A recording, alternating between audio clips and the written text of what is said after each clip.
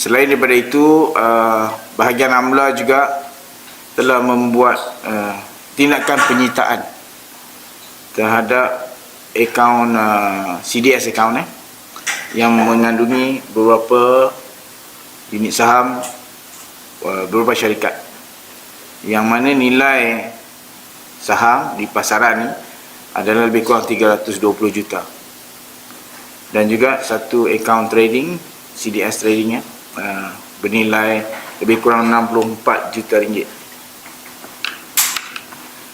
Selain daripada sitaan CDS account yang dibuat ni, bahagian amla juga telah membuat sitaan terhadap 404 akaun bank yang terlibat, yang bernilai lebih kurang 85 juta.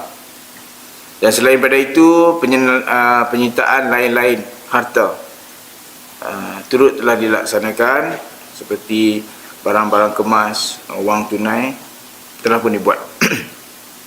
So, dalam siasatan yang dibuat ni, pihak AMLA telah pun mengambil keterangan lebih daripada 40 orang saksi. So, dan sehingga hari ini siasatan masih lagi diteruskan.